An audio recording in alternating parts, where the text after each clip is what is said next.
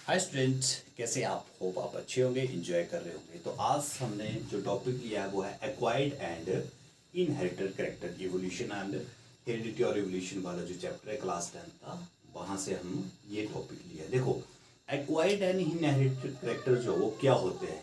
Inherited character आपको पता है ना, इनहेरिटेड कैरेक्टर होते हैं जो one generation to next generation जो है वो ट्रांसफर होते रहते हैं, जो एक जनरेशन से दूसरी जनरेशन में जाते हैं। जैसे हम हमारे अंदर हमारे पेरेंट्स के करेक्टर जो वो आ जाते हैं, उनको तो हम इनहेरिटेड करेक्टर जो वो बोलते हैं।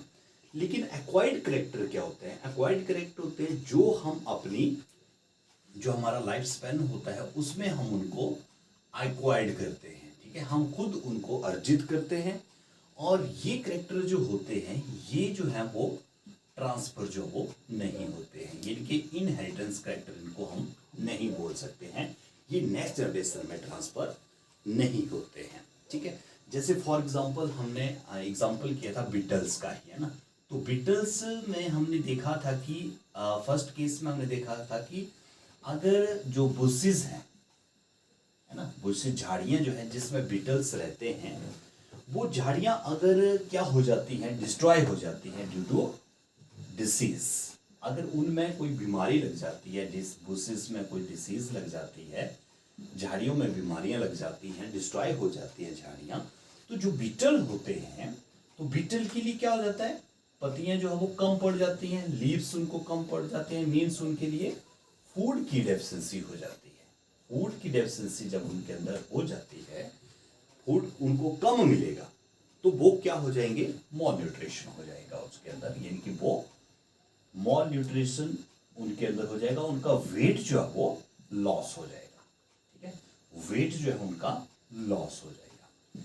और ये हो सकता है कि 1 2 3 जनरेशन तक, ये 2 to 3 जनरेशन तक ये होता रहे कि वो पैदा हो बिटल्स और उनको सफिशिएंट फूड जो वो नहीं मिले और वो लगातार जो उनका वेट लॉस होता रहे।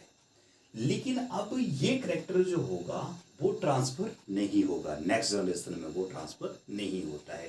क्योंकि हमने फिर बाद में पढ़ा था कि अगर ये डिसीजेस से ये बुशेस जो है वो एलिमिनेट हो जाए, ये डिसीज जो है वो खत्म हो जाए, और बुशेस में दोबारा से क्या हो जाए, लीव्स जो है वो दोबारा से आने लग जाए, पत्तियां दोबारा से आने लग जाएंगी, तो बीटल्स का जो क्या होगा, वेट जो वो दोबारा से गेन हो जाएगा।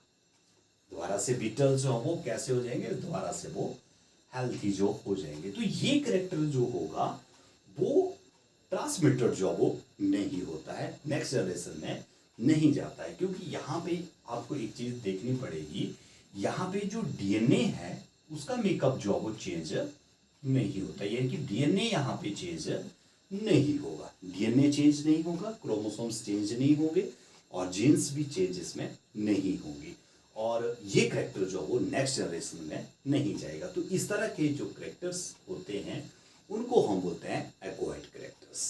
जैसे सेकंड एग्जांपल अगर हम देखते हैं एक्वायर्ड करेक्टर में, हमारा सेकंड जो एग्जांपल मैं बताऊंगा आपको, बड़ा इंटरेस्टेड एग्जांपल, आपने ध्यान से सुनना।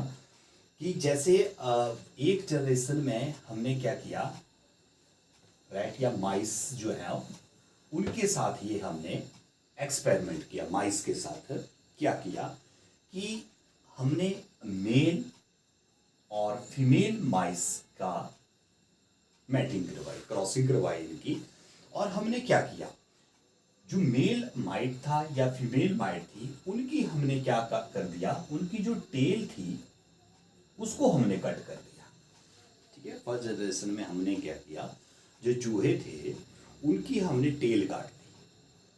ठीक है, टेल काटने के बाद जब उनकी क्रॉसिंग करवाई गई, तो उनकी जो नेक्स्ट जनरेशन हुई, उनसे जो नेक्स्ट जनरेशन हुई, तो उसमें क्या होना चाहिए था। वैसे अगर हम सोचते हैं तो हम ये सोच सकते हैं कि उसमें जो है वो टेल नहीं होनी चाहिए।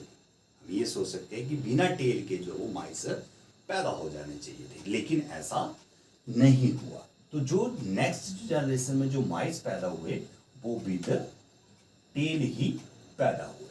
ये ऐसा एग्जाम्पल हो गया, जैसे किसी मनुष्य है, उसकी बाजू नहीं है, हाथ नहीं है, लेकिन उसकी जरूरी नहीं है कि उसकी जो नेक्स्ट जनरेशन होगी उस वो ऐसी पैदा होगी कि उसका हाथ नहीं होगा या उसकी आंगली नहीं होगी, क्योंकि ये करेक्टर जो है वो एक्वायर्ड करेक्टर है।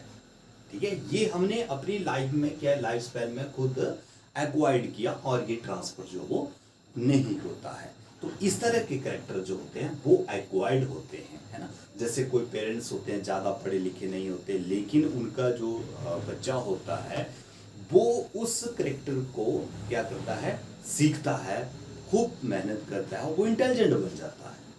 ठीक है, तो अब ये करेक्टर जो है उसने एक्वायर्ड कर लिया इंटेलिजेंसी वाला, वो खुद इंटेलिजेंट बन गया। ठीक है, तो इसका मतलब क्या हो गया कि ये करेक्टर जो है वो ट्रांसफर नहीं हुआ। अगर कोई बच्चा नहीं पढ़ता है और वो इतना इंटेलिजेंट नहीं है तो ये पॉसिबल नहीं है कि आगे की जनरेशन भी वो लेस इंटेलिजेंट ही होगी। हो सकता है वो एक्वायर्ड करे, है ना, खुद मेहनत करे और वो क्या हो जाए, ज़्यादा इंटेलिजेंस जो है वो हो जाए। तो इस तरह के जो करेक्टर होते हैं उनको हम बोलते हैं एक्वायर्ड करेक्टर।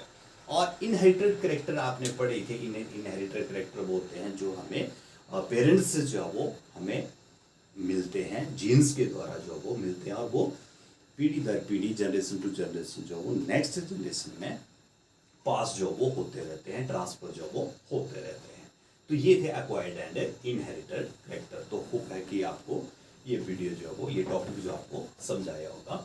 तो नेक्स्ट वीडियो के लिए आप मेरे साथ बने रहें, तब तक के लिए थैंक यू।